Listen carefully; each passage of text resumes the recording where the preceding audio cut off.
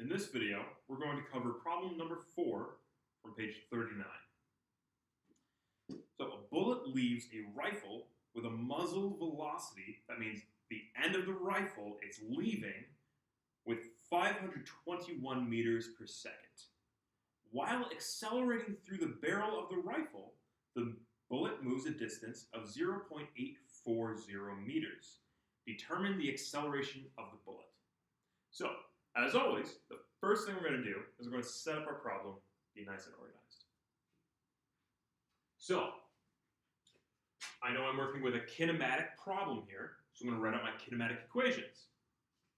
That's got S equals xi plus VIT plus 1/2 AT squared, and A equals VF minus VI over T. Simple enough. Next, I'm going to list out my variables. Xi, VI, VF, A, T, and I almost forgot S. We'll just put it down here. Nice and simple. So we're saying bullet leaving a rifle. So let's draw out a nice quick picture just so we can get a clean frame of reference. So we'll say bullet. Isn't it the prettiest bullet you've ever seen? Going through rifle. Perfect. So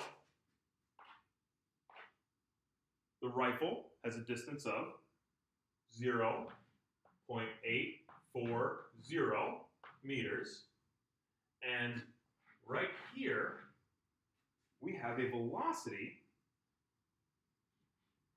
final velocity, of 521 meters per second.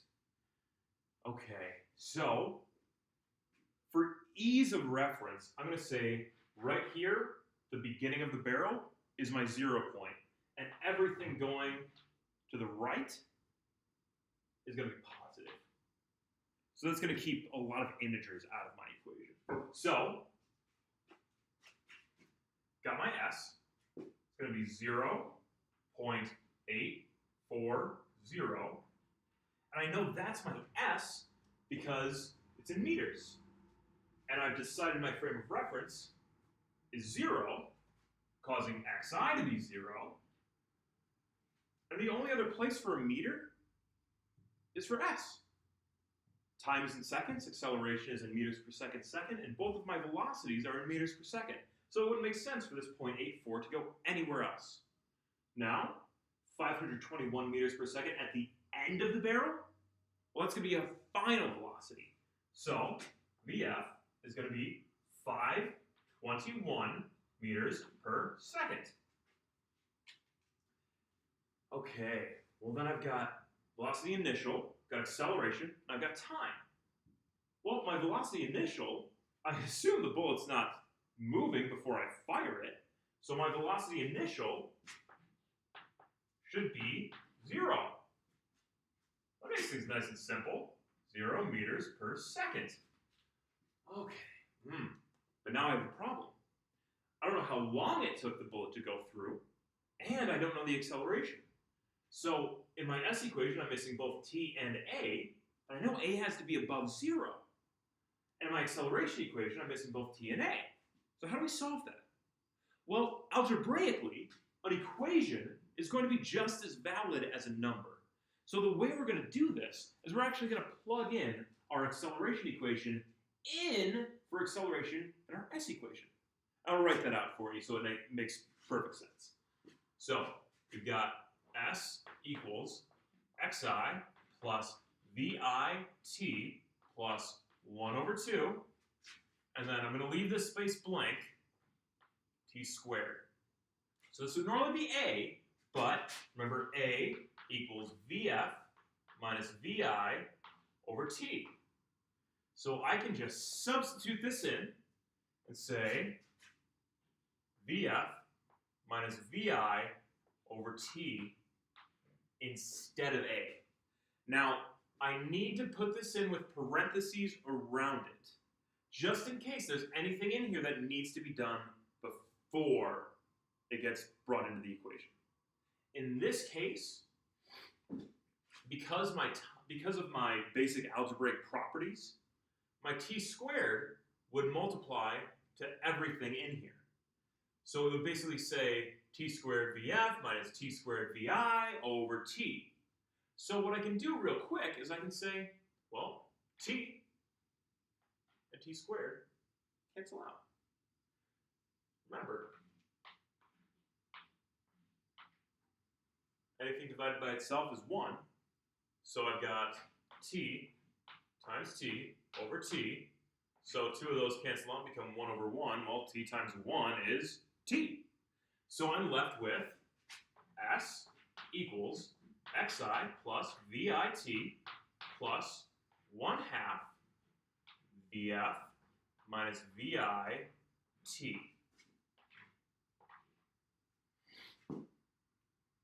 Now if I substitute numbers in for this, well, s 0.840 equals xi. I said xi is 0, so we get rid of it.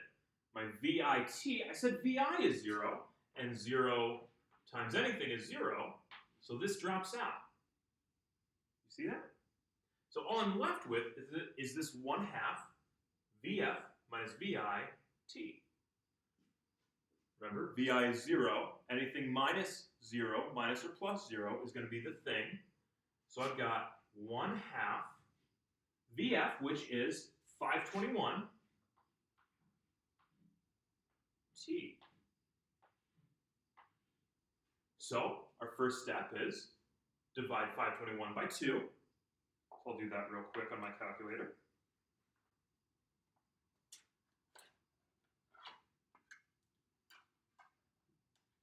Maybe I'll even edit this embarrassing part out.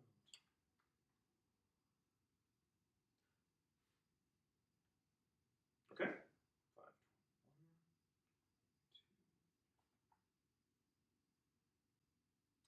Okay, so that's going to be 260.5 t equal to 0.840. And then all I have to do is divide both sides by this 260.5 to get t on its own. So let's do that real quick. 0.84 divided by 260.5. So that's going to give me a time of 0.003225. Now that's a small number, but that would make sense. I mean, firing a bullet down a rifle, it's not going to take very long for it to travel that distance. So that time actually does make sense. And we can always check our physics problems by asking that. Does this make sense? Sure does. So I could have adjusted this substitution to solve for acceleration right away, but in order to do that, I've had to solve for t and put it in for t squared. And that's going to be a lot more complex mathematically. So remember, physicists, by nature, lazy. So I want you to be lazy too, and do the simple problem, and then just plug in t into your acceleration equation. So remember, a equals vf minus vi over t. Our vf is 521. 521 minus vi is 0 over 0.003225.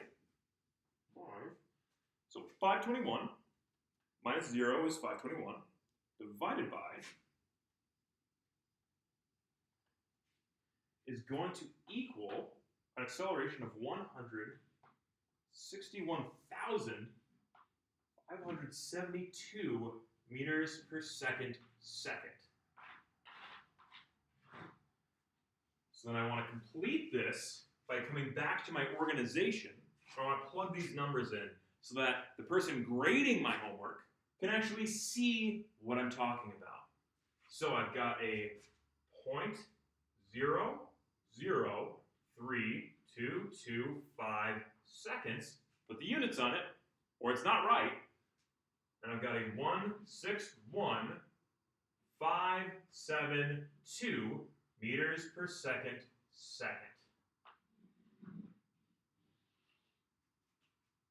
There you have it.